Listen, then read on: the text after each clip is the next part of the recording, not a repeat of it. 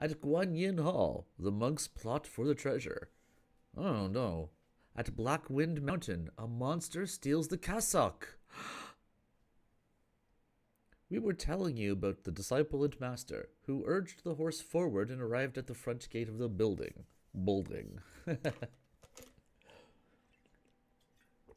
They saw that it was indeed a monastery, with tiers of towers and turrets, and rows of quiet chambers. Above the temple gate hung the august panoply of colored nimbus. Before the Hall of Five Blessings whirled 1,000 strands of bright red mists, 2 rows of pines and bamboos, 1 grove of juniper and cypress. 2 rows of pines and bamboos revealed their fair virtue unspoiled by time. 1 grove of juniper and cypress displayed its chaste beauty in comely hues. They saw also the tall bell tower, the pagoda rugged, monks in silent meditation, and birds on trees gently cooing. A dustless seclusion was the real seclusion, for the quiescence of Tao was truly quiescent. The poem says, this temple, like Jetavana, hides in a jade green grove. Its beauty surpasses even the sad Varsha. Pure land among mankind is rare indeed. This world's famed mountains are mostly held by monks. The priest dismounted, and Pilgrim laid down his load. They were about to walk through the gate when a monk came out. How does he look, you ask? Do you ask? You do ask. He wore a hat pinned to the left, and a robe most spotlessly pure. 2 brass rings hung from his ears. Gotta stop fidgeting. A silk sash was wrapped round his waist. Wow, I'm doing a lot of goof ups today, aren't I? His straw sandals moved sedately. No slutty trees for that monk. His hands carried a wooden fish. His mouth recited constantly the wisdom he sought most humbly. When Tripitaka saw him, he stood waiting by the gate and saluted with his palms pressed together in front of him. The monk returned the greeting at once and said, laughing, I'm sorry, but I don't know you. He then asked, Where do you come from? Please come in for some tea. My mouth won't stop. Help. You need to see a veterinarian for that before your mouth explodes. Your disciple, said Tripitaka, has been sent by royal decree from the land of the east to go to seek scriptures from Buddha in the temple of Thunderclap. It was getting late when we arrived here, and we would like to ask for a night's lodging in your fair temple. Please take a seat inside, said the monk. Only then did Tripitaka call Pilgrim to lead the horse inside. When the monk caught sight of Pilgrim's face, he became somewhat afraid and asked, What's that thing leading the horse? Speak softly, said Tripitaka. He's easily provoked. If he hears you referring to him as a thing, he'll get mad. He happens to be my disciple. With a shiver, the monk bit his finger and said, Such a hideous creature, and you made him your disciple. Tripitaka said, You can't tell by mere appearance. He may be ugly, but he is very useful. That monk had little choice but to accompany Tripitaka and Pilgrim as they entered the temple gate. Inside, above the main hall's entrance, the words Guanyin Chan Hall were written in large letters. Highly pleased, Tripitaka said, This disciple has repeatedly benefited from the holy grace of the Bodhisattva, though he has had no opportunity to thank her. Now that we are at this Chan Hall, it is as if we are meeting the Bodhisattva personally, and it is most proper that I should offer my thanks. When the monk in the singular heard this, he told one of the attendants to open wide the door of the hall and invited Tripitaka to worship. Pilgrim tied up the horse, dropped his luggage, and went with Tripitaka up the hall. Stretching his back and then flattening himself on the ground, Tripitaka kowtowed to the golden image as the monk went to beat the drum, and Pilgrim began to strike the bell. Prostrating himself before the seat of the deity, Tripitaka poured out his heart in prayer. When he finished, The monk stopped the drum, but Pilgrim continued to strike the bell without ceasing. Now rapidly, now slowly, he persisted for a long time. The attendant said, "The service is over. Why are you still striking the bell?" Only then did Pilgrim throw away the hammer and say, laughing, "You wouldn't know this. I'm just living by the proverb. If you are a monk for a day, then strike the bell for a day." By then, the monks young and old of the monastery and the elders of upper and lower chambers were all aroused by the unruly sound of the bell. They rushed out together, crying, "Who is the maniac fooling with the bell?" Pilgrim leaped out of the hall and shouted, "Your grandpa's son sounded it to amuse himself." The moment the monks saw him, they were so frightened that they tumbled and rolled on the ground. Crawling around, they said, "Father Thunder!" "He's only my great-grandson," said Pilgrim. Get up, don't be afraid. We are noble priests who have come from the great Tang nation in the east." The various monks... Yeah, me too, actually. I mean, cats do. I think this is sensical behavior. The various monks then bowed courteously to him, and when they saw Tripitaka, they were even more reassured. One of the monks, who was the abbot of the monastery, said, "Let the holy fathers come to the living room in the back so that we may offer them some tea." Untying the reins and leading the horse, they picked up the luggage and went past the main hall to the back of the monastery, where they sat down in orderly rows. After serving tea, the abbot prepared a vegetarian meal, although it was still rather early for dinner. Tripitaka had not finished thanking him when an old monk emerged from the rear, supported by two boys. Look how he was attired. He wore on his head a Varokana hat, topped by a precious shining cat's eye stone.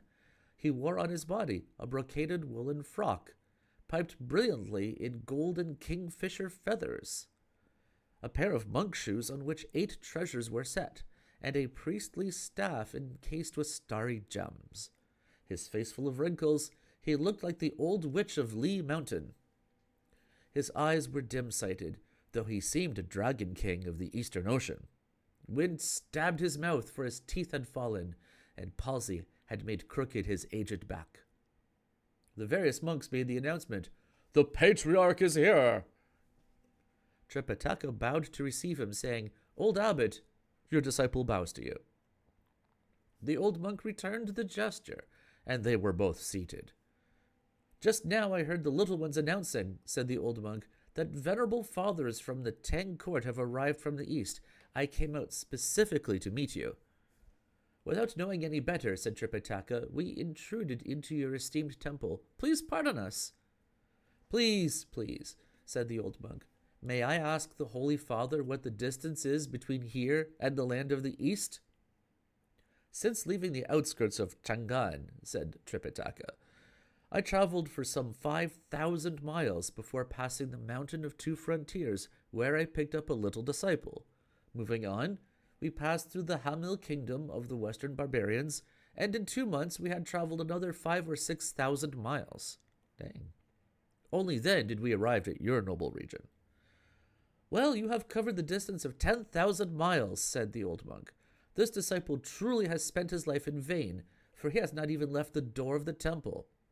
I have, as the saying goes, sat in the well to look at the sky." I don't even think they're formally out of China yet, honestly. Maybe these are like Chinese miles, which are shorter or something. Kind of like how French feet were shorter than English feet.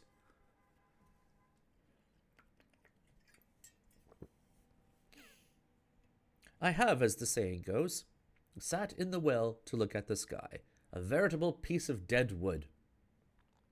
Then Tripitaka asked, "What is the honorable age of the old abbot?" "Foolishly, I have reached my 270th year, said the old monk. When Pilgrim heard this, he said, "You are only my descendant of the 10,000th generation." "Careful," said Tripitaka, looking at him sternly. "Don't offend people with your brashness." "And you, elder?" asked the old monk. "How old are you?" "I dare not tell," said Pilgrim. That old monk thought it was just a foolish remark. He paid no further attention, nor did he ask again. Instead, he called for tea to be served, and a young cleric brought out a tray made of milk-white jade, on which there were 3 cloisonne cups with gold edges. Ooh. Another youth brought out a white copper pot and poured 3 cups of scented tea, truly more colorful than camellia buds and more fragrant than cassia flowers. When Tripitaka saw these, he could not cease making compliments, saying, "What marvelous things! What marvelous things! A lovely drink indeed, and lovely utensils." "Most disgraceful stuff," said the old monk. "The Holy Father resides in the heavenly court of a great nation, and he has witnessed all kinds of rare treasures. Things like these are not worthy of your praise. Since you have come from a noble state, do you have any precious thing you can show me?" "It's pathetic," said Tripitaka. "We have no precious thing in the land of the East, and even if we had, I could not bring it with me because of the distance." From the side, Pilgrim said, "Master, I saw a cassock the other day in our bag. Isn't that a treasure? Why not take it out and show it to him?" When the other monks heard him mentioning a cassock, they all began to snicker. "What are you laughing at?" asked Pilgrim. The abbot said, "To say that a cassock is a treasure, as you just did, is certainly laughable. Ha ha ha. If you want to talk about cassocks, priests like us would possess more than 20 or 30 such garments. Take the case of our patriarch, who has been a monk here for some 250 years. He has over 700 of them." He then made the suggestion, "Why not take them out for these people to see?" That old monk certainly thought it was his show this time. He asked the attendants to open up the storage room and the dutas to bring out the chests. They brought out 12 of them and set them down in the courtyard. The padlocks were unlocked, clothes racks were set up on both sides, and ropes were strung all around. One by one, the cassocks were shaken loose and hung up for Tripitaka to see. It was truly a room full of embroidery, 4 walls of exquisite silk. Seems really weird for monks to be having, if you ask me. Glancing at them one by one, Pilgrim saw that they were all pieces of fine silk, intricately woven and delicately embroidered, splashed with gold. He laughed and said, "Fine, fine, fine. Now pack them up. Let's take ours out for you to look at." Pulling Pilgrim aside, Tripitaka said softly, "Disciple, don't start a contest of wealth with other people. You and I are strangers away from home, and this may be a mistake." "Just to look at the cassock," said Pilgrim. "How can that be a mistake?" "You haven't considered this," said Tripitaka. "As the ancients declared, the rare object of art should not be exposed to the covetous and deceitful person.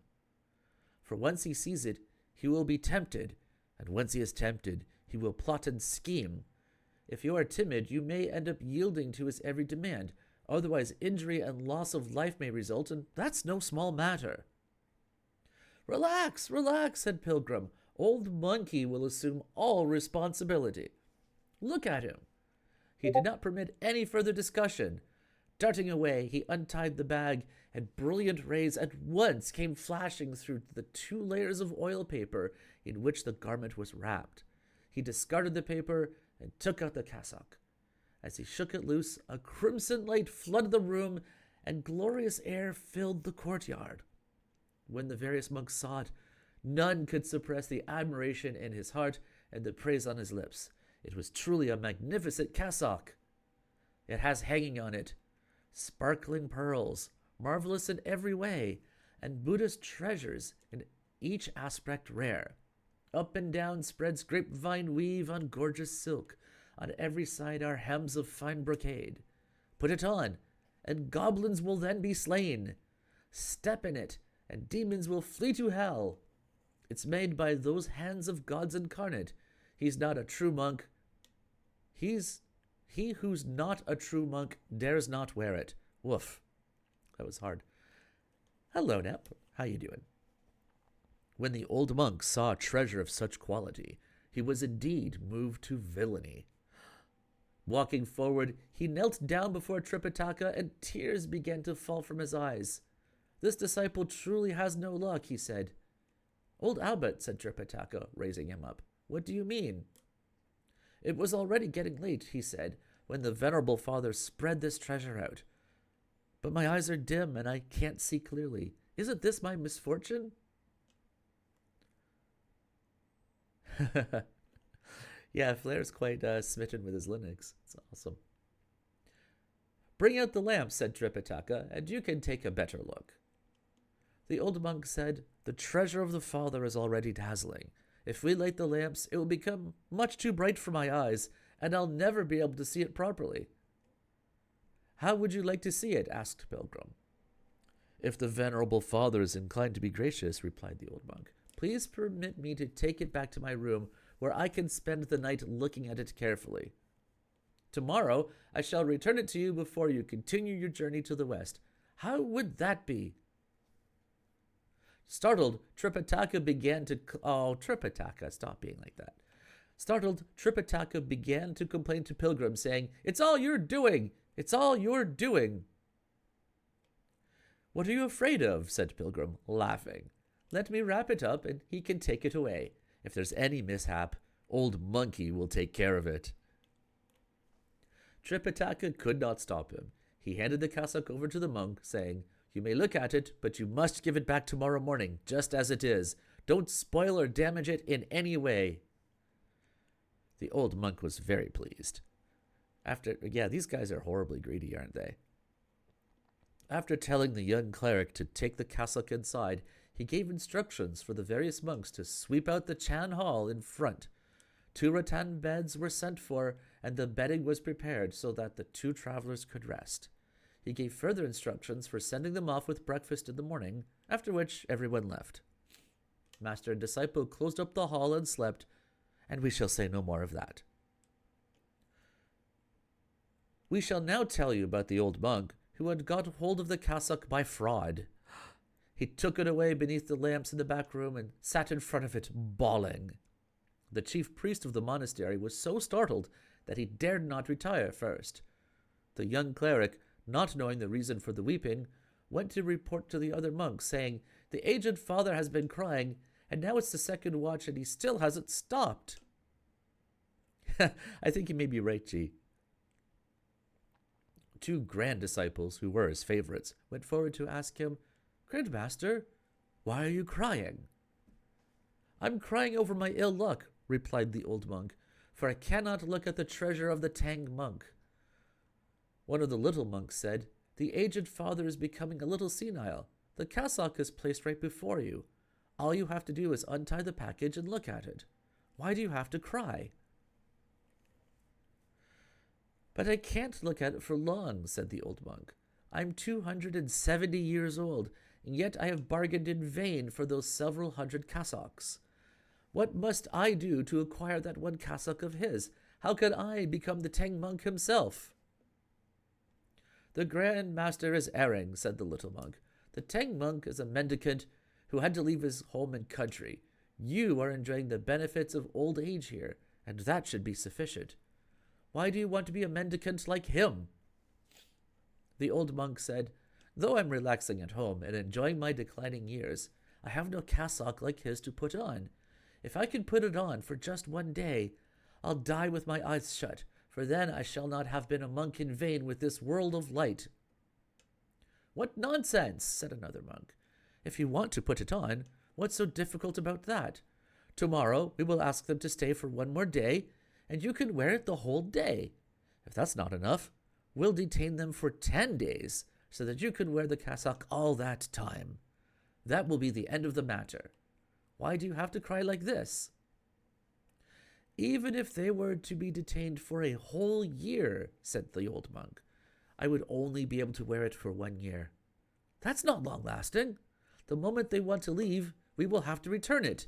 How can we make it last? Excuse me, sorry, just hit the microphone. As they were speaking, one of the little monks, whose name was Great Wisdom, spoke up. Aged father, if you want it to last, that's easy too. When the old monk heard that, he brightened up. My son, he said, what profound thoughts do you have? Great Wisdom said, The Tang monk and his disciples are travelers and are subjected to a lot of stress and strain. So they're fast asleep now. I suppose a few of us who are strong could take up knives and spears, break open the Chan Hall, and kill them. We could bury them in the backyard, and only those of us within the family would know about it. We could also take over the white horse and the luggage, but the cassock could be kept as an heirloom. Now, isn't this a plan made to last through posterity? Whoa. He wasn't exactly like he was a pretty he was what they call a bogus monk to begin with, that guy, right? Because he had like that super crazy pot and the ridiculously spangly kettle, and then like 70 or 80 cassocks per monk. These guys are thieves. When the old monk heard this, he was filled with delight. Wiping away his tears, he said, "Good, good, good. This plan is absolutely marvelous." He asked at once for knives and spears. There was in their midst another little monk whose name was Big Plan. Oh, that's going to go well. Who was the younger classmate of Great Wisdom. Coming forward, he said, "That plan is no good.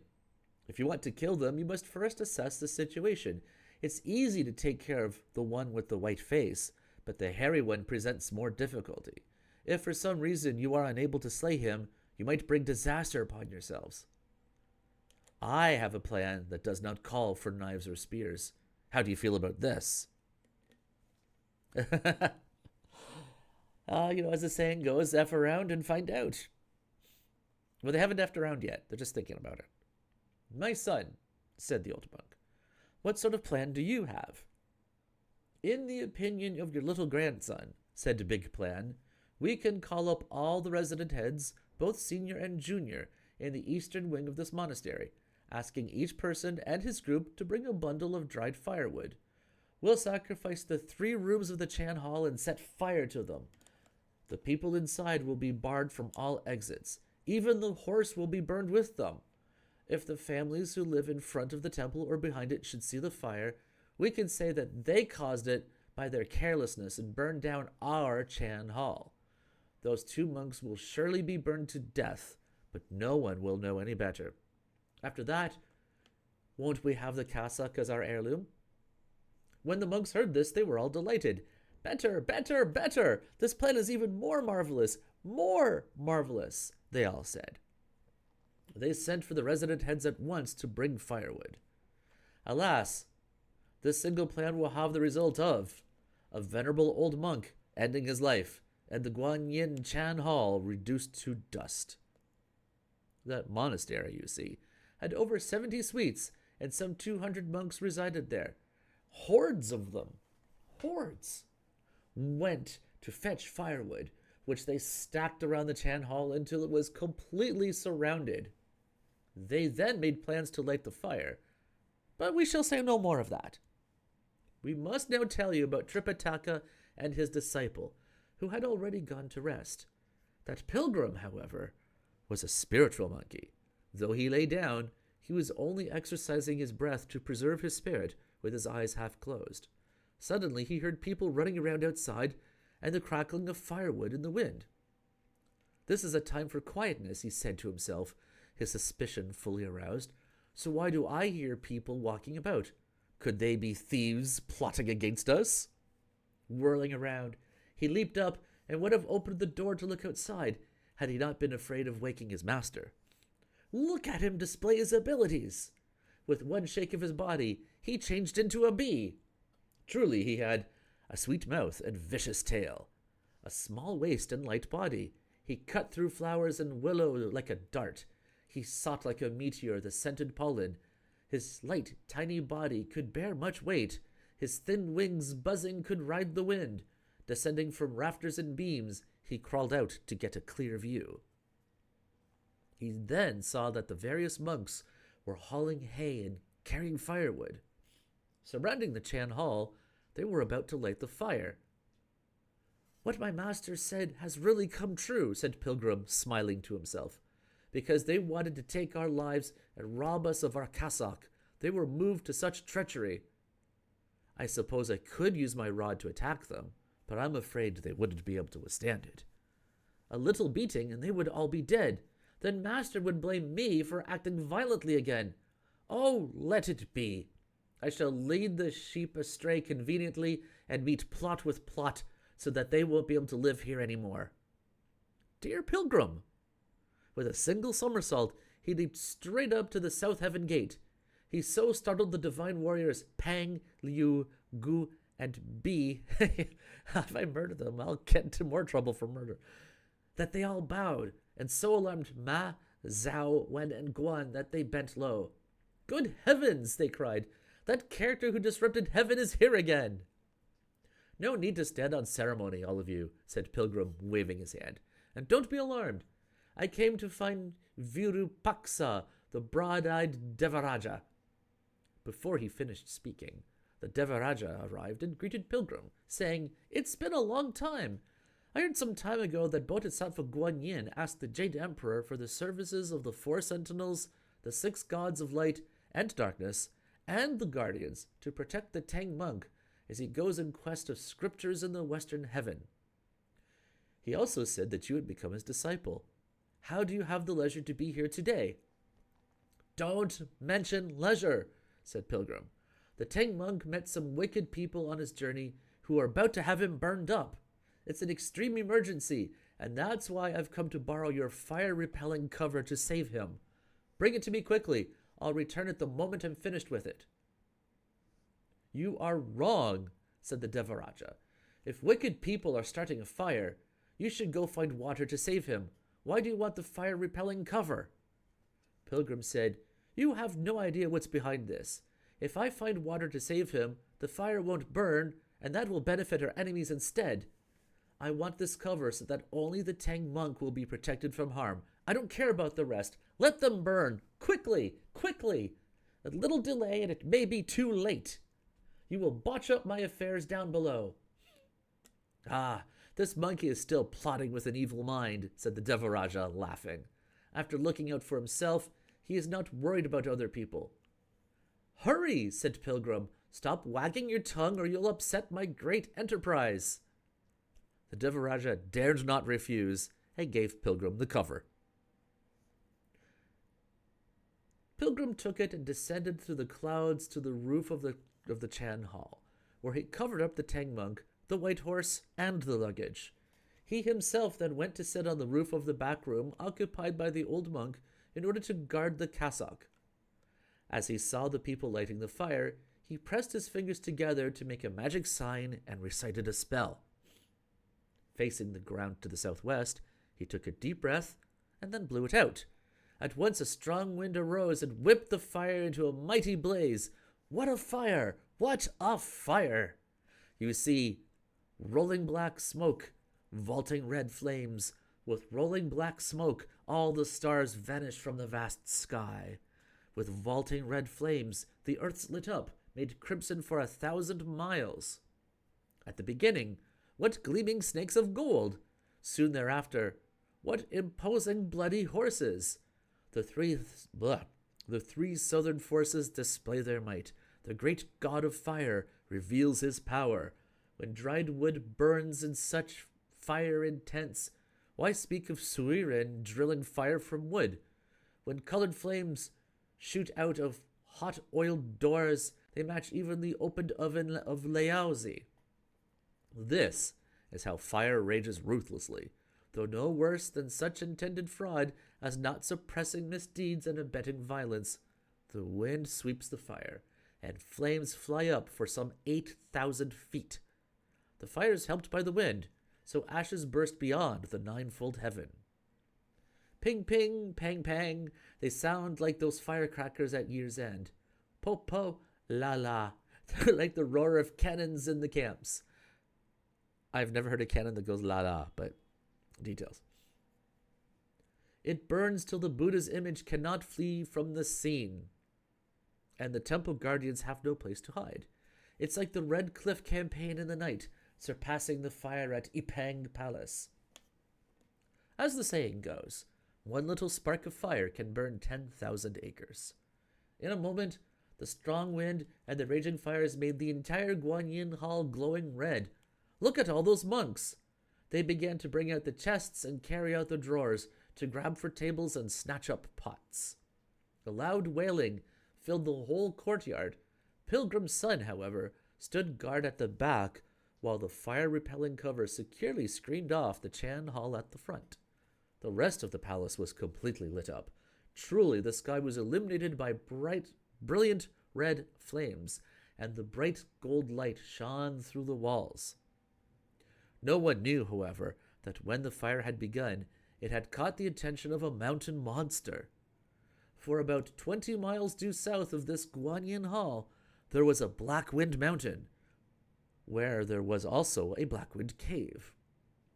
A monster in the cave, who happened to turn over in his sleep, noticed that his windows were lit up.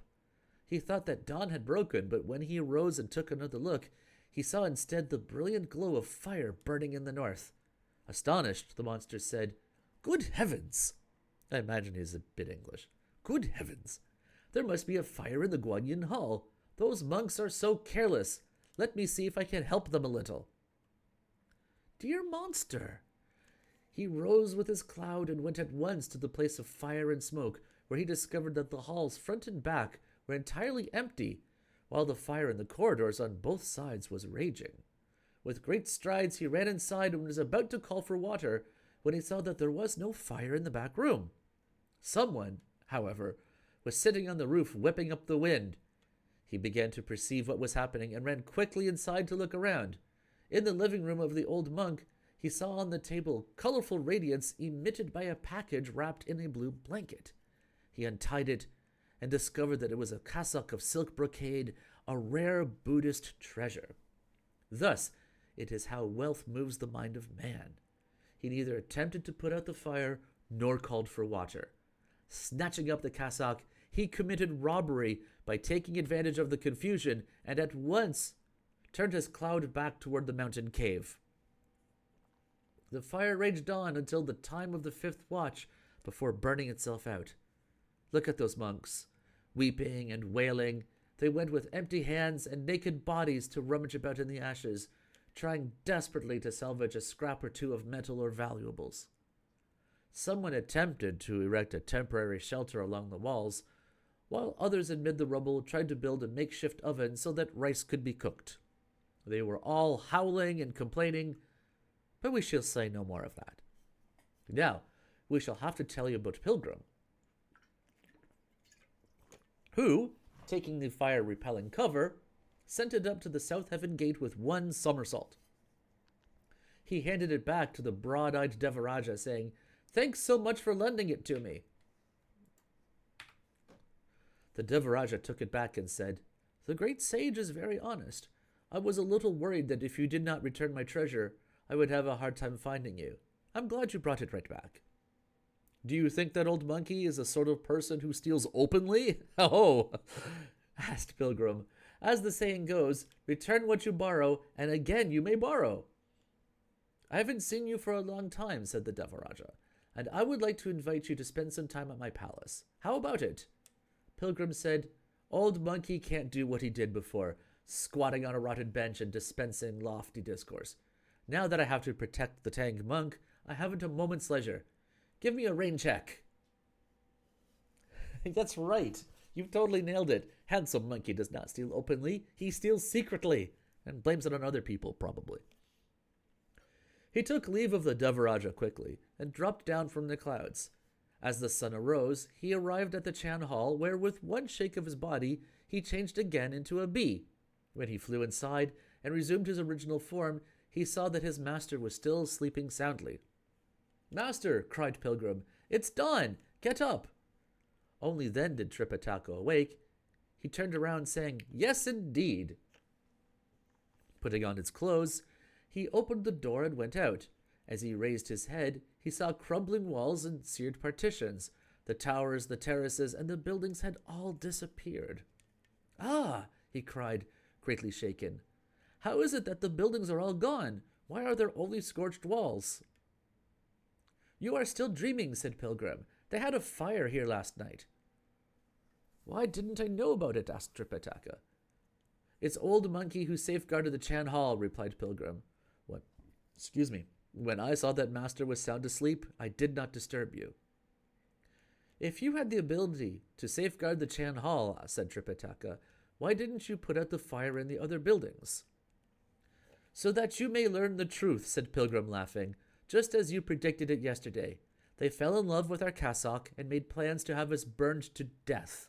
If Old Monkey had been less alert, we would have been reduced to bone and ashes by now. When Tripitaka heard these words, he was alarmed and asked, Was it they who set the fire? Who else? Said Pilgrim. Could it be, asked Tripitaka, that they mistreated you and you did this? Pilgrim replied, Is Old Monkey the sort of wretch that would indulge in such sordid business? It really was they who set the fire. When I saw how malicious they were, I admit I did not help them put the fire out. I did, however, manage to provide them with a little wind. My God, said Tripitaka. When a fire starts, you should get water. How could you provide wind instead? Yes, he is that sort of scoundrel. You must have heard, said Pilgrim, what the ancients said. If a man has no desire to harm a tiger has no intention of hurting a man. If they hadn't played with fire, would I have played with wind? Where's the cassock? Asked Tripitaka. Has it been burned? Not at all, replied Pilgrim. It hasn't been burned, for the fire didn't reach the living quarters of the old monk where the cassock was placed. I don't care, exclaimed Tripitaka, his resentment rising. If there is the slightest damage, I'm going to recite that little something and you'll be dead. Master, cried Pilgrim with alarm, don't start your recitation. I'll find the cassock and return it to you, and that'll be the end of the matter. Let me go fetch it so that we can start on our journey. Tripitaka led the horse while Pilgrim took up the load of luggage. They left the Chan Hall and went to the room at the rear. Tripitaka led the horse while Pilgrim took up... Oh, I already said that one. Sorry. Woo. We now tell you about the monks, who were still grieving when they suddenly saw Master and disciple approaching with the horse and the luggage. Scared out of their wits, they all said, The wronged souls have come to seek vengeance. What wronged souls are seeking vengeance? Shouted Pilgrim. Give back my cassock quickly. All the monks fell to their knees at once, saying as they kowtowed, Holy Fathers, just as a wrong implies an enemy, so a debt has its proper creditor. If you seek vengeance, please understand that we had nothing to do with this. It was the old monk who plotted with big plan against you. Don't make us pay for your lives. You damnable beasts, cried Pilgrim angrily. Who wants you to pay with your lives? Just give me back the cassock and we'll be going. Two of the monks who were less timid said to him, Father, you were supposed to be burned to death in the Chan Hall, and yet now you come to demand the cassock. Are you indeed a man, or are you a ghost? We didn't try to... Yeah, see, I didn't light the fire. I was just moving wood, so, I'm innocent. This bunch of accursed creatures, said Pilgrim, laughing. Where was the fire? Go to the front and look at the Chan Hall. Then you can come back and talk. The monks got up and went to the front to look. Not even half an inch of the door, the window, or the screen outside the Chan Hall was scorched. One and all were awestruck, and became convinced that Tripitaka was a divine monk, and Pilgrim a celestial guardian. Not far from the truth.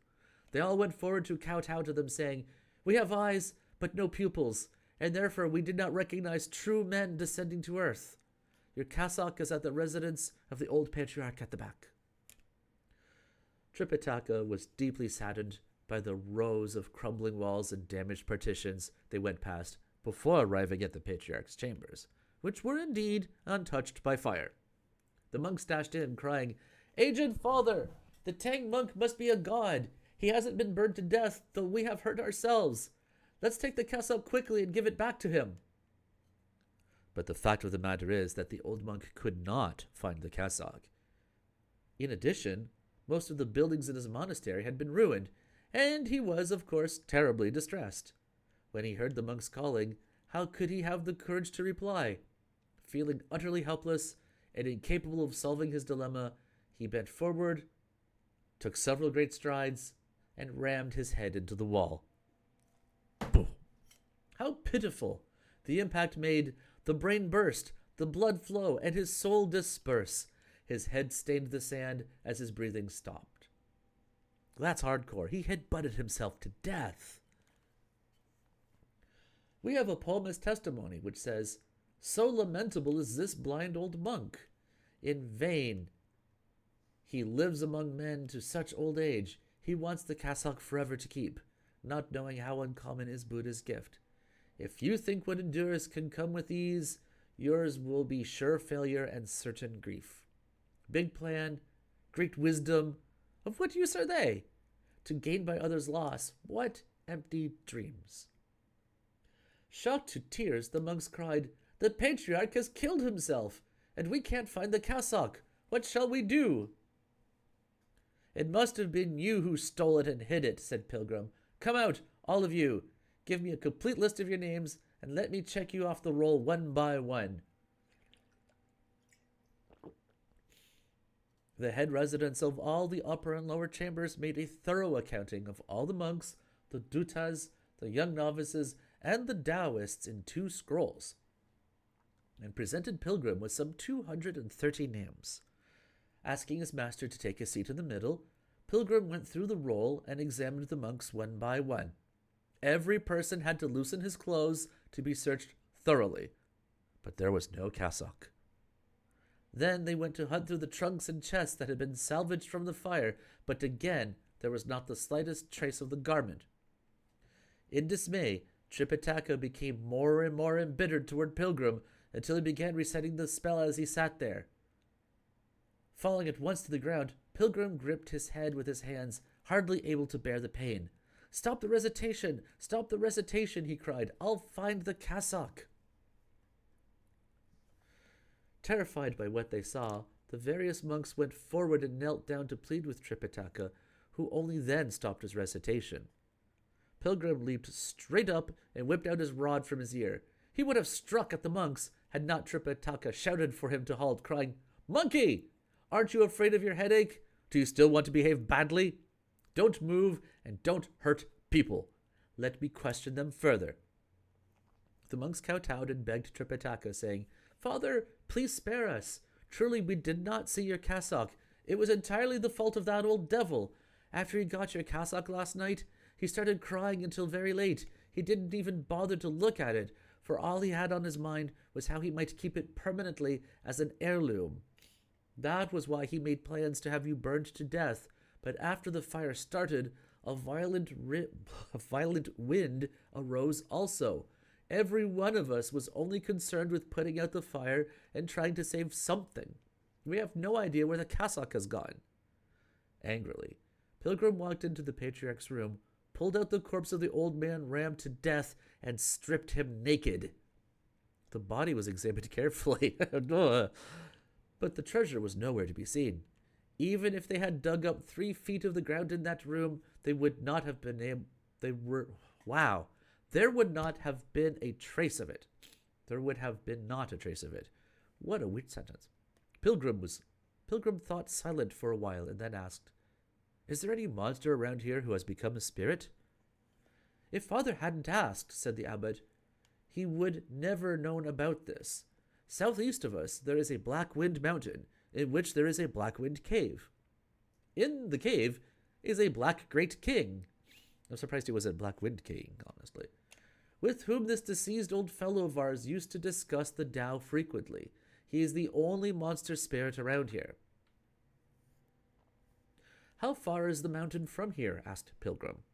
"Only 20 miles, said the abbot. "The peak that you can see right now is where it is."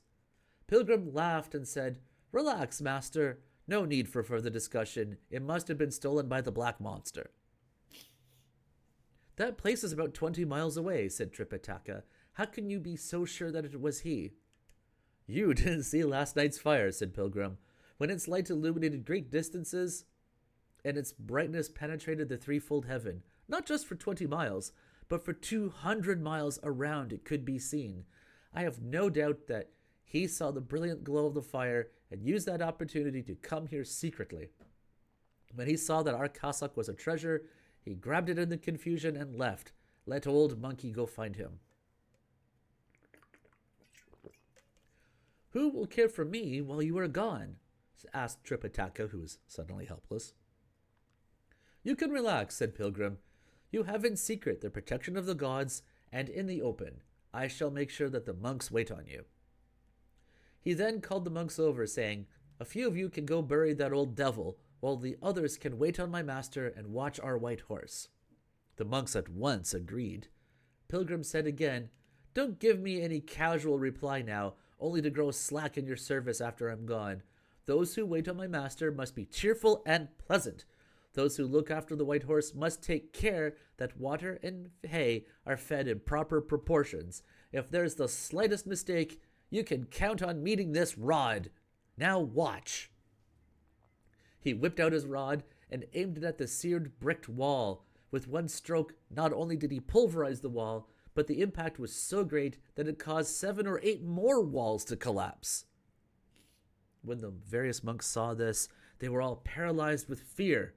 They knelt to kowtow with tears flowing from their eyes and said, Father, please be assured that we shall be most diligent in caring for the Holy Father after you are gone. We wouldn't dream of slacking in any way. Dear Pilgrim. He swiftly mounted the cloud somersault and went straight to the Black Wind Mountain to look for the cassock. Thus it was that, truth-seeking Gold Cicada left Chang'an. With gifts, he went westward, passing blue-green hills. There were wolves and tigers as he walked along, though merchants or scholars were rarely seen. One foolish monk's envy abroad he met. His refuge solely was the great sage's might. The fire grew, the wind came and wrecked the Chan Hall. A black bear at night stole the embroidered robe.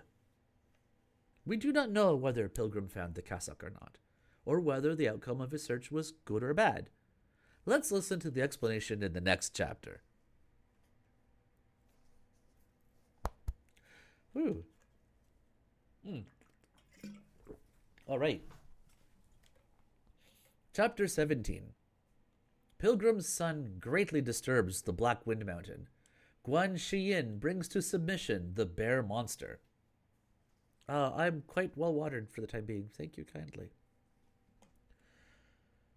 We now tell you that when Pilgrim's son somersaulted into the air, he so terrified the monks, the dutas, the young novices, and the attendants at the Guanyin Hall, that every person bowed to the sky, saying, "O Father, so you are actually an incarnate deity who knows how to ride the fog and sail with the clouds. No wonder fire cannot harm you. That ignorant old carcass of ours, how despicable he was!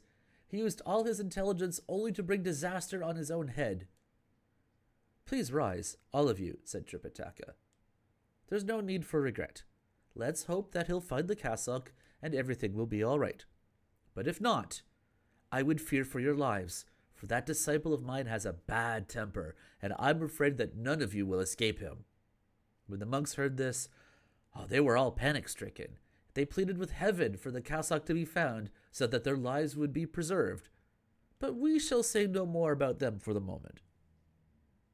We were telling you about the great sage sun. Having leaped up into the air, he gave one twist of his torso and arrived at once at the Black Wind Mountain. Stopping his cloud, he looked carefully and saw that it was indeed a magnificent mountain, especially in this time of spring.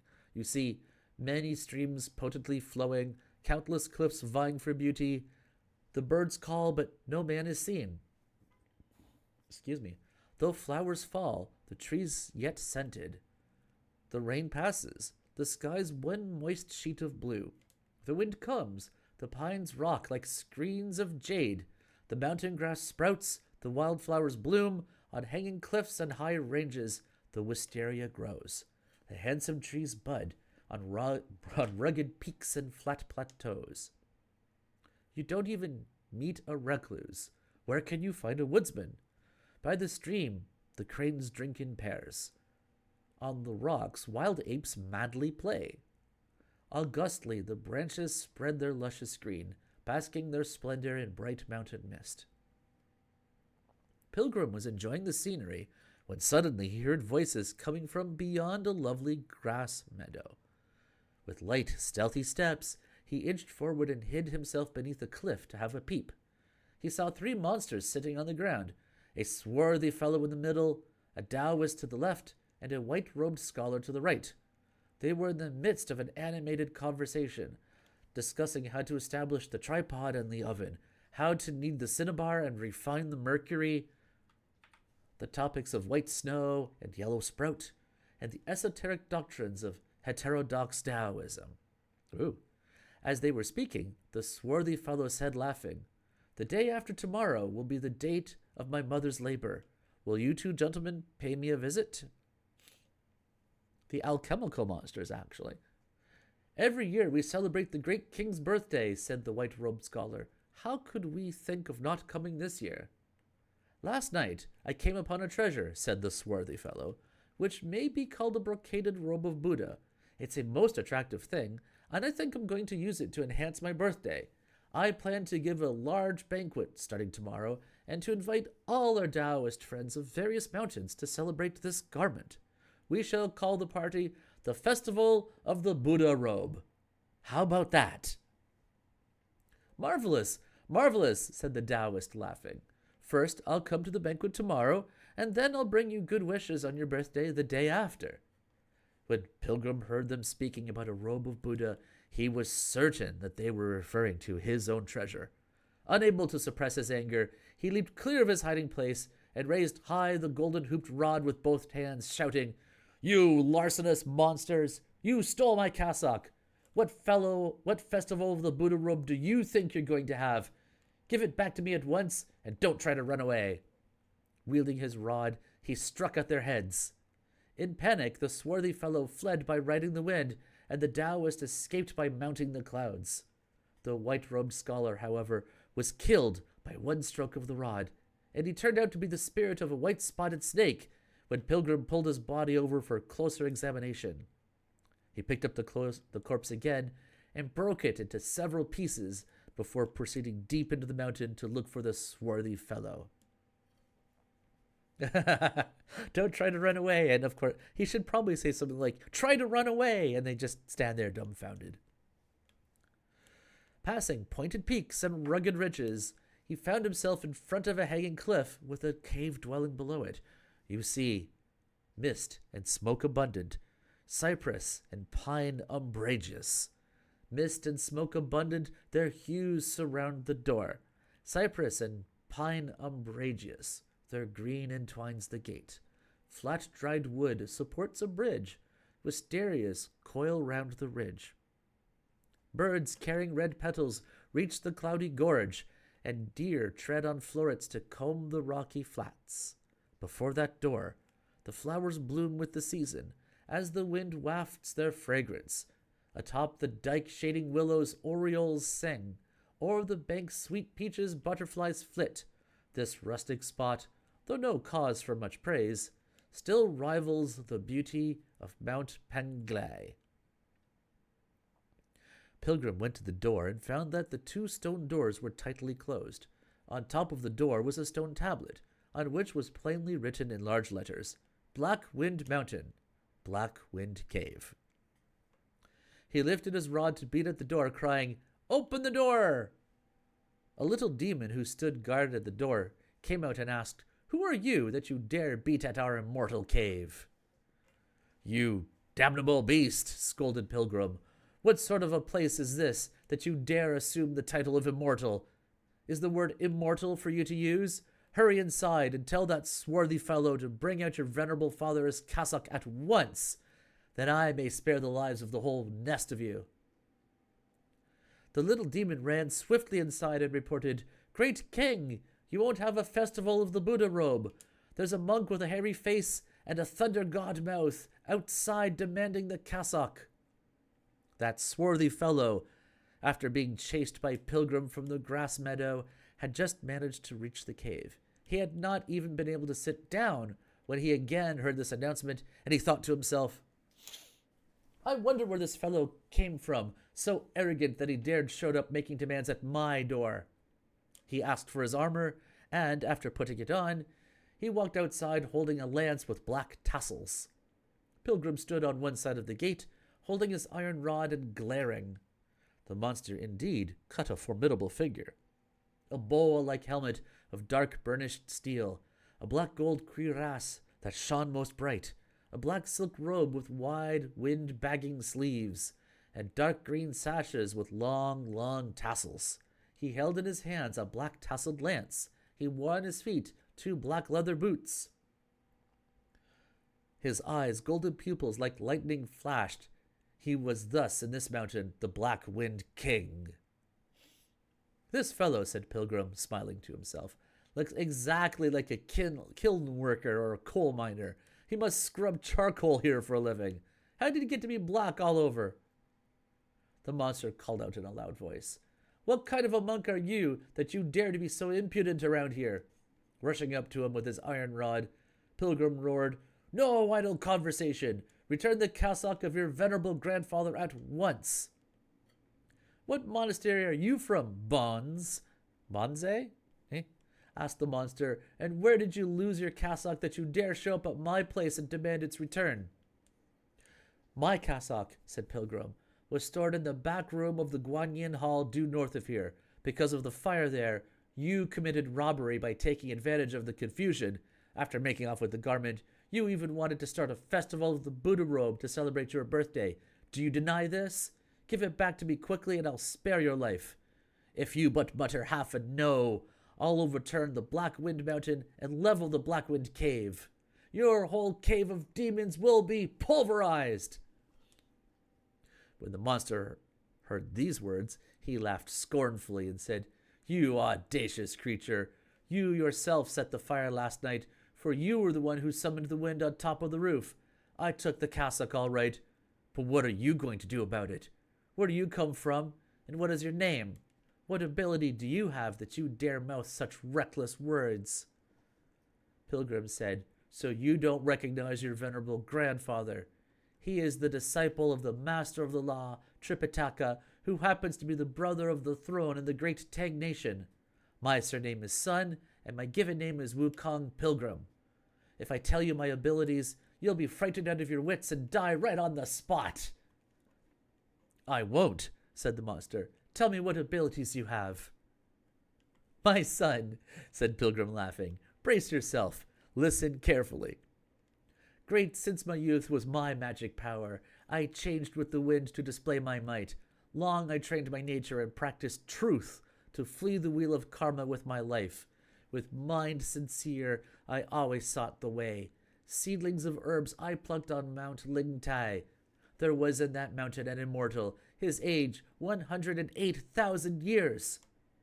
He became my master most solemnly and showed me the way to longevity, saying that in my body were physic and pills, which one would work in vain to seek outside. He gave me those high secrets of the gods. With no foundation I would have been lost. My inner light relumed, I sat in peace.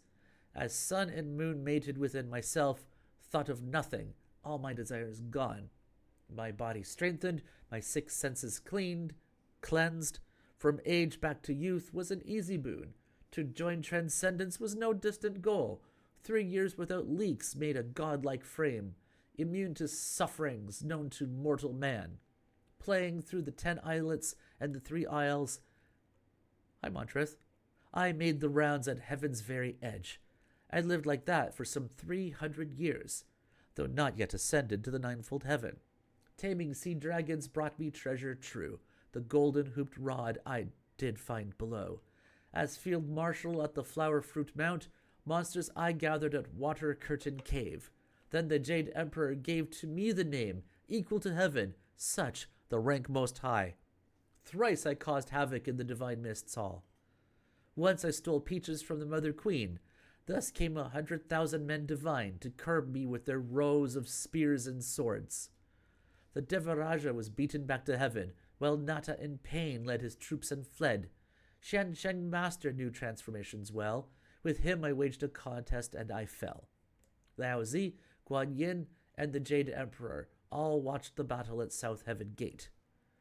When Lao Zi decided to lend his help, Erlang brought me to Heaven's magistrate. To the monster routing pillar was I tied. The gods were told to have my head cut off. Failing to harm me with either sledge or sword, they would blast and burn me with thunderclaps. What skills indeed did this old monkey have, who was not even half a whit afraid. Into Laozi's brazier they sent me next, to have me slowly cooked by fire divine. The day the lid was opened, I jumped out, and ran through heaven brandishing a rod. Back and forth I prowled with none to stop me, making havoc through all 36 heavens. Then Tathagata revealed his power. Under Mount 5 Phases he had me clamped, and there I squirmed for a full 500 years, till by luck Tripitaka left the Tang court. Now I go west, having yielded to truth, to see Jade Eyebrows at Great Thunderclap. Go and ask in the 4 quarters of the universe. You'll learn I'm the famous ranking daemon of all time. When the monster heard these words, he laughed and said, So you are the ban-horse plague who disturbed the celestial palace? What most annoyed Pilgrim was when people called him ban-horse plague. The moment he heard that name, he lost his temper. You monstrous rogue, he shouted. I'm Montreth, by the way. Gross. You monstrous rogue, he shouted. You would not return the cassock you stole, and yet you dare insult this holy monk. Don't run away. Watch this rod. The swarthy fellow jumped aside to dodge the blow. Wielding his long lance, he went forward to meet his opponent. That was some battle between the two of them. The compliant rod, the black-tasseled lance, 2 men display their power before the cave. Stabbing at the heart and face, striking at the head and arm. This one proves handy with a death-dealing rod. That one tilts the lance for swift triple jabs. The white tiger climbing the mountain extends his paws. The yellow dragon lying on the road turns his back. With colored mists flying and bright flashes of jade, 2 monster gods' strength is yet to be tried. One's the truth-seeking, equal to heaven's sage. One's the great black king, who's now a spirit. Why wage this battle in the mountain still? The cassock, for which each would aim to kill. And then write poems about their own beheadings.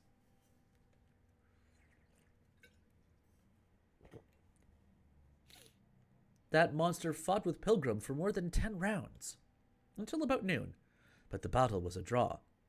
Using his lance to halt the rod for a moment, the swarthy fellow said, Pilgrim's son, let us put away our weapons for the time being. Let me have some lunch first, and then I'll wage a further contest with you. Accursed beast, said Pilgrim, you want to be a hero? Which hero wants to eat after fighting for merely half a day? Consider Old Monkey, who was imprisoned beneath the mountain for altogether 500 years, and he hadn't even tasted a drop of water. So what's this about being hungry? Don't give me any excuses, and don't run away. Give me back my cassock, and I'll allow you to go and eat. But that monster only managed to throw one more feeble thrust with his lance before dashing into his cave and shutting his stone doors. He dismissed his little demons and made preparations for the banquet, writing out invitation cards to the monster kings of various mountains. But we shall say no more of that.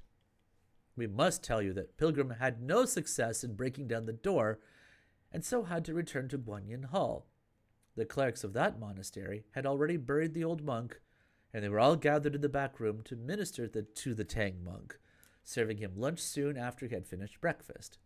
As they were scurrying about, fetching soup and hauling water, Pilgrim was seen descending from the sky. The monks bowed courteously and received him into the back room to see Tripitaka. Wukong, said Tripitaka, so you've returned. How is the cassock? Enough fighting. Now it's time to party. At least I found the real culprit, said Pilgrim.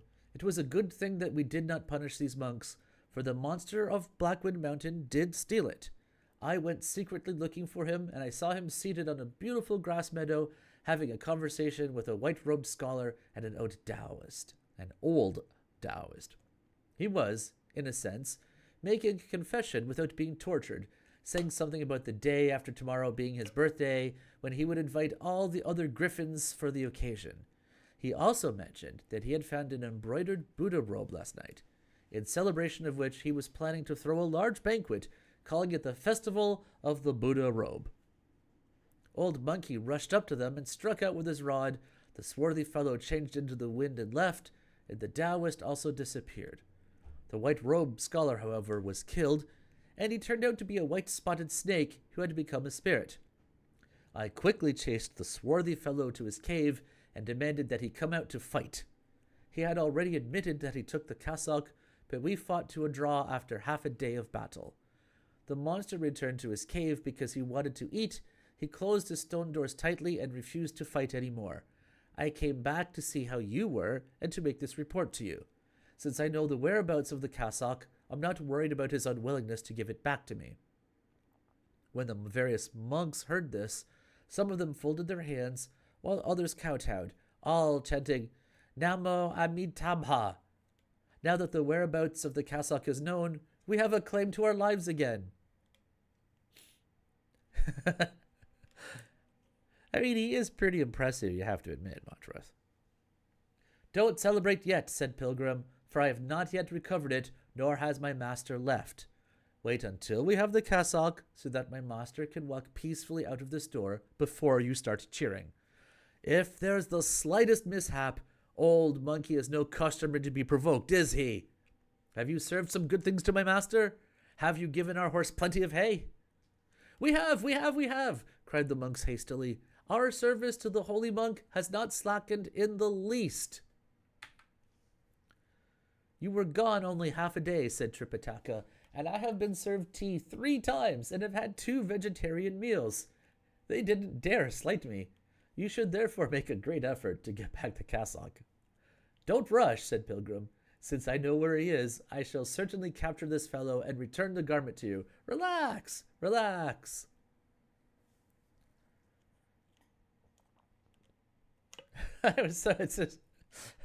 You think detention is something? I had 500 years of detention.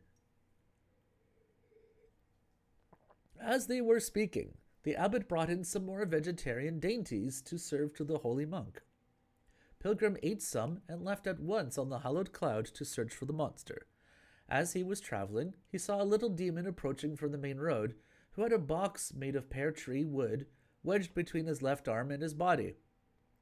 Suspecting that something important was inside the box, Pilgrim raised his rod and brought it down hard on the demon's head. Alas, the demon could not take such a blow. He was instantly reduced to a meat patty. Oh, wow. Which Pilgrim tossed to the side of the road.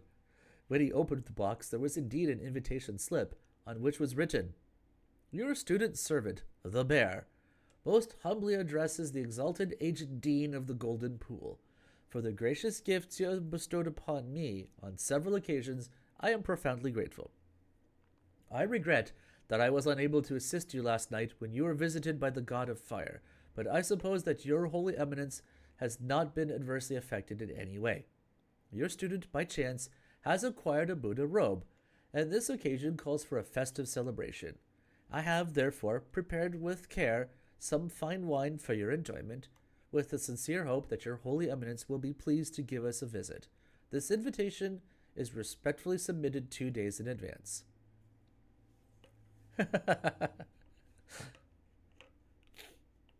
Like the staff, as I recall, has only one setting, and that's puree. Like, touching anything with it is as hard as smacking them with it. When Pilgrim saw this, he roared with laughter, saying, That old carcass, he didn't lose anything by his death, so he belonged to a monster's gang. Small wonder that he lived to his 270th year. That monster, I suppose, must have taught him some little magic, like ingesting his breath, and that was how he enjoyed such longevity. I still remember how he looked. Let me change himself into that monk and go to the cave to see where my cassock is located. If I can manage it, I'll take it back without wasting my energy.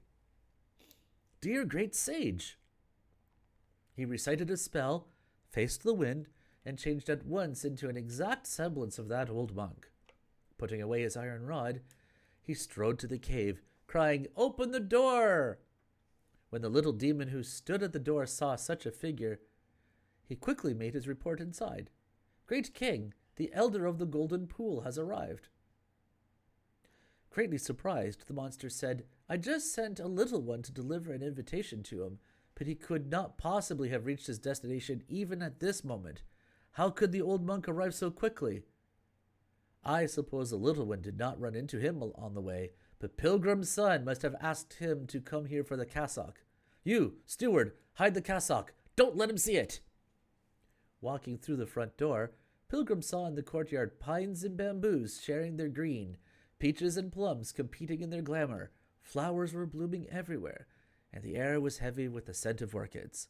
It was quite a grotto heaven. He saw, moreover, a parallel couplet mounted on both sides of the second doorway that read, "A deep mountain retreat without worldly cares, a divine cave secluded, what joy serene." Pilgrim said to himself, "This fellow is also one who withdraws from dirt and dust, a fiendish creature who knows his fate." He walked through the door and proceeded further. When he passed through the third doorway, he saw carved beams with elaborate ornaments and large windows brightly decorated. Then the swarthy fellow appeared, wearing a casual jacket made of fine dark green silk, topped by a crow-green cape of figured damask. He wore a head wrap of black cloth and was shod in a pair of black suede boots. When he saw Pilgrim entering, he tidied his clothes and went down the steps to receive him, saying, "Golden Pool, old friend, we haven't seen each other for days. Please take a seat. Please take a seat." Pilgrim greeted him ceremoniously, after which they sat down and drank tea. After tea, the monster bowed low and said, "I just sent you a brief note, humbly inviting you to visit me the day after tomorrow. Why does my old friend grant me that pleasure today already?" "I was just coming to pay my respects," said Pilgrim, "and I did not anticipate meeting your kind messenger. When I saw that there was going to be a festival of the Buddha robe, I came hurriedly, hoping to see the garment." "My old friend may be mistaken," said the monster, laughing. "This cassock originally belonged to the Tang monk, who was staying at your place. Why would you want to look at it here, since you must surely have seen it before?" "Your poor monk," answered Pilgrim, "did borrow it, but he did not have the opportunity last night to examine it before it was taken by the great king.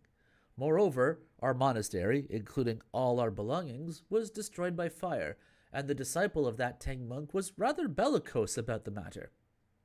In all that confusion, I couldn't find the cassock anywhere, not knowing that the great king, in his good fortune, found it. That is why I came specially to see it." As they were speaking, one of the little demons out on patrol came back to report, "Great king, disaster! The junior officer who went to deliver the invitation was beaten to death by Pilgrim's son and left by the wayside. Our enemy followed the clue and changed himself into the Golden Pool Elder so that he could obtain the Buddha robe by fraud."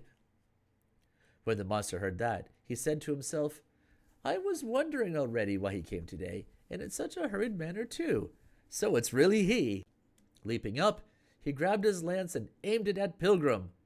Whipping out the rod from his ear, Pilgrim assumed his original form and parried the lance. I'm disappointed. I was hoping there'd be some stealthy shenanigans.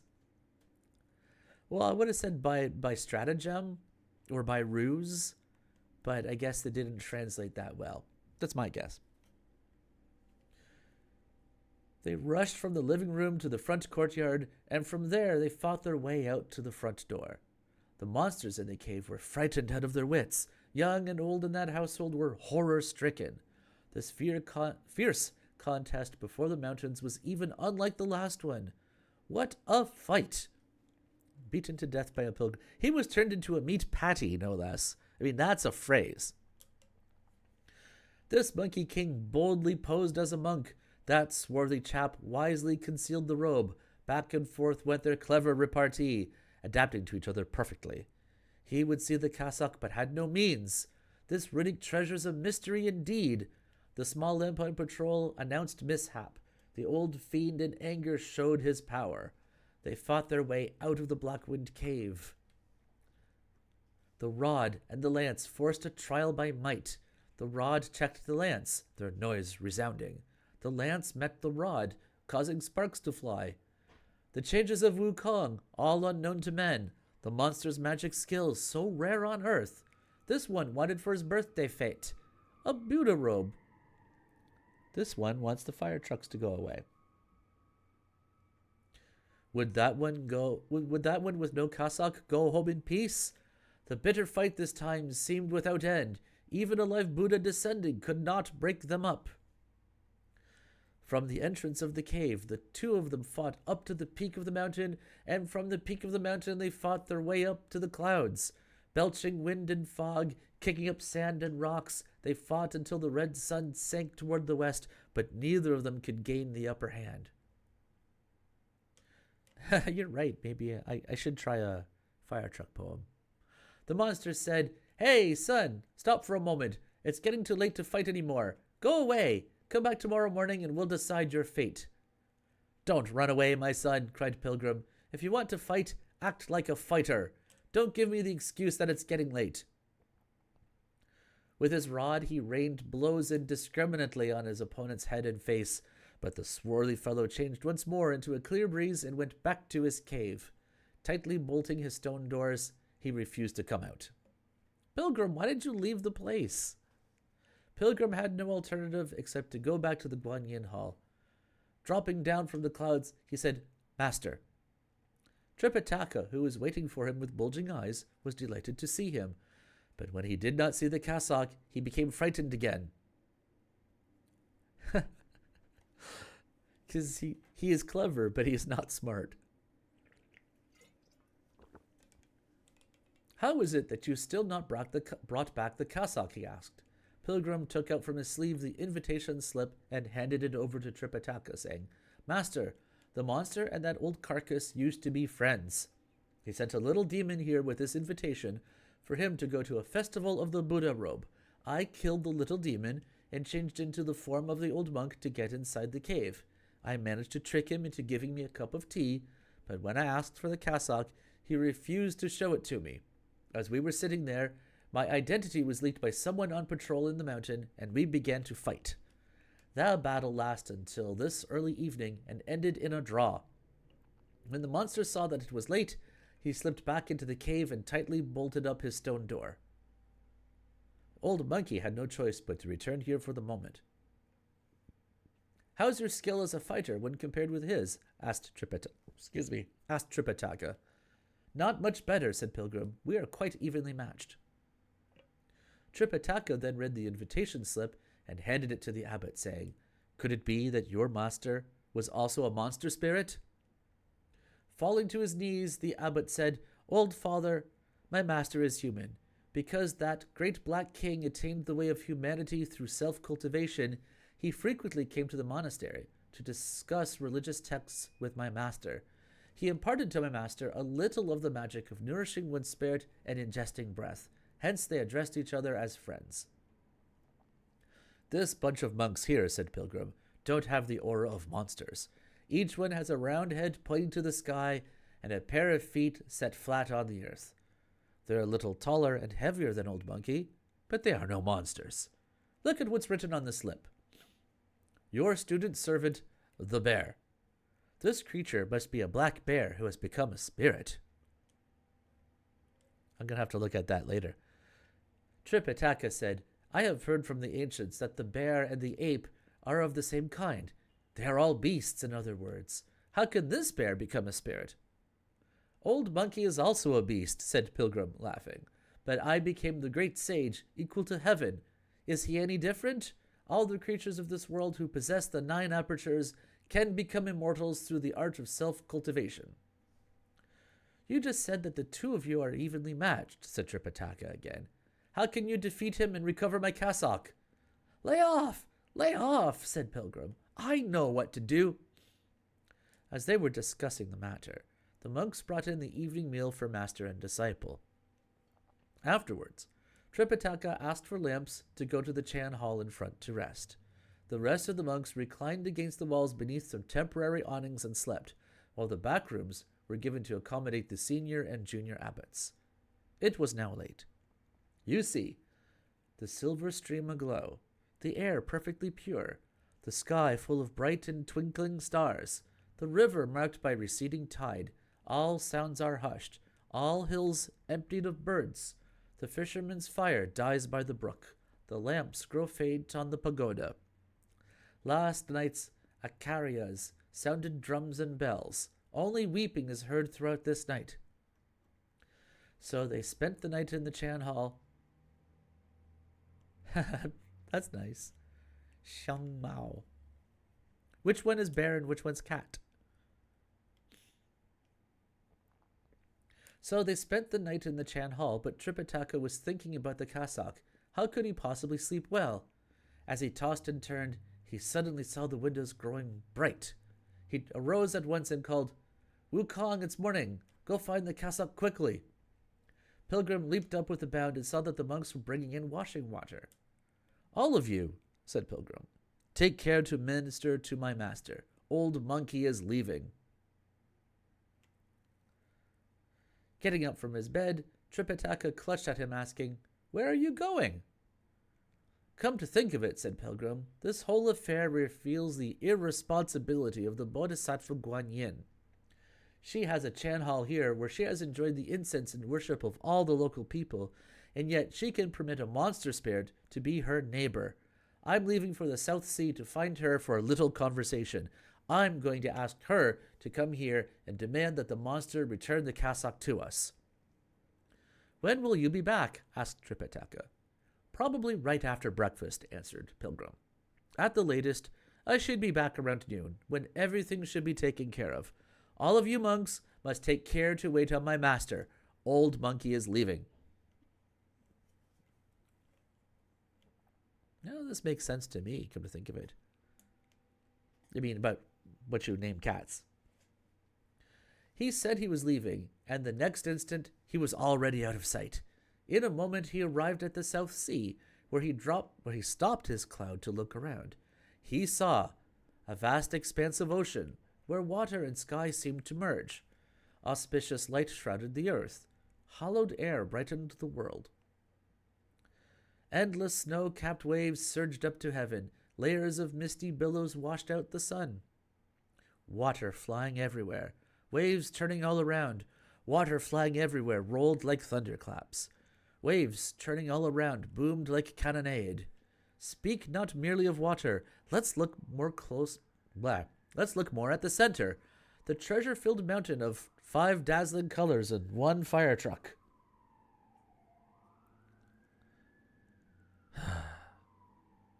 One day. Red, yellow, green, deep purple, and blue.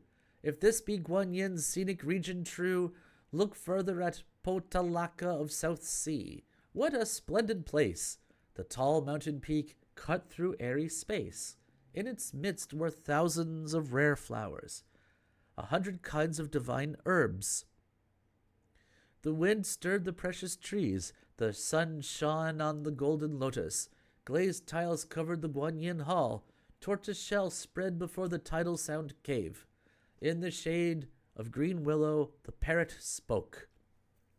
Within the bamboo grove, the peacock sang. On rocks with grains like fingerprints, the guardians fierce and solemn. Before the cornelian foreshore, Moksha, strong and heroic. Pilgrim, who could hardly take his eyes off the marvelous scenery, lowered his cloud and went straight to the bamboo grove. The various deities were there to receive him, saying, "The Bodhisattva told us some time ago about the conversion of the great sage, for whom she had nothing but praise. You are supposed to be accompanying the Tang monk at this moment. How do you have the time to come here?" "Because I am accompanying the Tang monk," said Pilgrim, "I had an incident on our journey about which I must see the Bodhisattva. Please announce my arrival." Ouch. The deities went to the mouth of the cave to make the announcement, and the Bodhisattva asked him to enter. Obeying the summons, Pilgrim went before the bejeweled lotus platform and knelt down. "What are you doing here?" asked the Bodhisattva. "On his journey, my master came across one of your Chan halls," said Pilgrim, "where you received the services of fire and incense from the local people. But you also permitted a black bear spirit to live nearby and to steal the cassock of my master. Several times I tried to get it back, but without success. I have come specifically to ask you for it." The Bodhisattva said, "This monkey still speaks insolently. If the bear spirit stole your cassock, why did you come to ask me for it? It was all because you had the presumption, you wretched ape, to show off your treasure to sinister people. Moreover, you had your share of evil doing when you called for the wind to intensify the fire, which burned down one of my way stations down below, and yet you still want to be rowdy around here? When Pilgrim heard the Bodhisattva speaking like that, he realized that she had knowledge of past and future events. Hurriedly, he bowed with humility and said, Bodhisattva, please pardon the offense of your disciple. It was as you said. But I'm upset by the monster's refusal to give us back our cassock, and my master is threatening to recite that spell of his at any moment. I can't bear the headache, and that's why I have come to cause you inconvenience. I beseech the Bodhisattva to have mercy on me and to help me capture that monster, so that we may recover the garment and proceed toward the west. He's being humble. Did you see that? That monster has great magical power, said the Bodhisattva. Really just as strong as yours. All right. For the sake of the Tang monk, I'll go with you this time. When Pilgrim heard this, he bowed again in gratitude and asked the Bodhisattva to leave at once. They mounted the blessed clouds and soon arrived on the Black Wind Mountain. Dropping down from the clouds, they followed a path to look for the cave. As they were walking, they saw a Taoist coming down the mountain slope, holding a glass tray on which there were 2 magic pills. Pilgrim ran right into him, whipped out his rod, and brought it down squarely on his head, with one blow causing the brains to burst and blood to shoot out from the neck. Completely stunned, the Bodhisattva said, Monkey, you are still so reckless. He didn't steal your cassock. He neither knew nor wronged you. Why did you kill him with one blow? Bodhisattva, said Pilgrim, you may not recognize him, but he is a friend of the Black Bear spirit. Yesterday, he was having a conversation with a white-robed scholar on the grass meadow, since they were invited to the cave of the Black Bear spirit, who was going to give a festival of the Buddha robe to celebrate his birthday. This Taoist said that he would first go to celebrate his friend's birthday today and then attend the festival tomorrow. That's how I recognized him. He must have been on his way to celebrate the monster's birthday. If that's how it is, all right, said the Bodhisattva. I mean, it's okay you killed him. Pilgrim then went to pick up the Taoist and discovered that he was a gray wolf. The tray, which had fallen to one side, had an inscription on the bottom. Made by Master Transcending Void. When Pilgrim saw this, he laughed and said, What luck! What luck! Old Monkey will benefit. The Bodhisattva will save some energy. This monster may be said to have made a confession without torture, while the other monster may be destined to perish today. What are you saying, Wukong? Said the Bodhisattva. Bodhisattva, said Pilgrim, I, Wukong, have a saying. Plot should be met with plot. I don't know whether you will listen to me or not. Speak up, said the Bodhisattva. Look, Bodhisattva, said Pilgrim. There are 2 magic pills on this little tray, and they are introductory gifts that we shall present to the monster. Beneath the tray is the 5-word inscription, made by Master Transcending Void. And this shall serve as our contact with the monster. If you will listen to me, I'll give you a plan that will dispense with weapons and do away with combat. In a moment, the monster will meet pestilence. In the twinkling of an eye, the Buddha robe will reappear. If you do not follow my suggestion, you may go back to the west, and I, Wukong, will return to the east. The Buddha robe will be counted as lost, while Tripitaka Tang will have journeyed in vain. This monkey is pretty clever with his tongue, said the Bodhisattva, laughing. Hardly, said Pilgrim, but it is a small plan. What's your plan? Asked the Bodhisattva. Since the tray has this inscription beneath it, said Pilgrim, the Taoist himself must be this Master Transcending Void. If you agree with me, Bodhisattva, you can change yourself into this Taoist. I'll take one of the pills and change myself into another pill.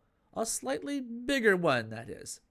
Take this tray with the 2 magic pills and present them to the monster as his birthday gift. Let the monster swallow the bigger pill, and Old Monkey will accomplish the rest. If he is unwilling to return the Buddha robe, Old Monkey will make one, even if I have to weave it with his guts. The Bodhisattva could not think of a better plan, and she had to nod her head to show her approval. Well, said Pilgrim, laughing. Immediately, the Bodhisattva exercised her great mercy and boundless power.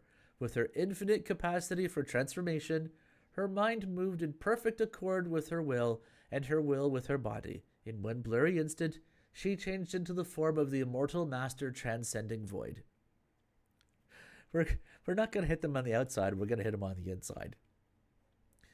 Her crane down cloak swept by the wind, with airy steps she'd pace the void. Her face, aged like cypress and pine, shows fair, fresh features never seen. She moves with freedom without end, a special self-sustaining thus. In some, all return to one form, but from bodies perverse set free. When Pilgrim saw the transformation, he cried, "Marvelous! Marvelous! Is the monster the Bodhisattva, or is the Bodhisattva the monster?" You could say that this robe is now gutless. The Bodhisattva smiled and said, "Wukong, the Bodhisattva, and the monster, they both exist in a single thought. Considered in terms of their origins, they are all nothing." Immediately enlightened, Pilgrim turned around and changed at once into a magic pill. A rolling pan steadying pearl, round, bright, of no known recipe, fused 3 times 3 at Mount Gulu, forged 6 times 6 with Xiao Wang's help. Like glazed tiles and yellow gold flames, it shines with sun and Mani's light. Its coat of mercury and lead has power not with ease assessed. The pill into which Pilgrim had changed was slightly larger than the other one. Making a mental note of it, the Bodhisattva took the glass tray and went straight to the entrance of the monster's cave. Actually, it's a monkey and not a pill. She paused to look around and saw deep gorges, parlous cliffs, clouds rising from the peaks, green pines and cypresses, and wind rustling in the woods. Deep gorges, parlous cliffs, a place truly made for monsters and not for man. But green pines and cypresses might seem fit for pious recluse to seek the way. The mountain has a stream, and the stream has water. Its current murmurs lightly as a lute, worthy to cleanse your ears. The cliff has deers, the woods have cranes, where softly hums the music of the spheres, to lift your spirit. So it was the bogus immortal's luck that Bodhi came. To vouchsafe boundless mercy was her vow. After looking over the place, the Bodhisattva was secretly pleased and said to herself, "If this cursed beast could occupy such a mountain, it might be that he is destined to attain the way." Thus, she was already inclined to be merciful. When she walked up to the cave's entrance, some of the little demons standing guard there recognized her, saying, "Immortal transcending void has arrived." Some went to announce her arrival, while others greeted her.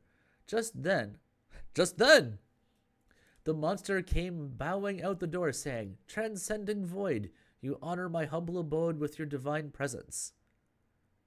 "This humble Taoist," said the Bodhisattva, "respectfully submits an elixir pill as a birthday gift."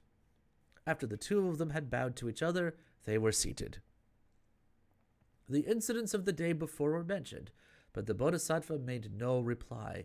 Instead, she took up the tray and said, "Great King, please accept the humble regard of this little Taoist." She chose the large pill and pushed it over to the monster, saying, "May the great king live for 1,000 years."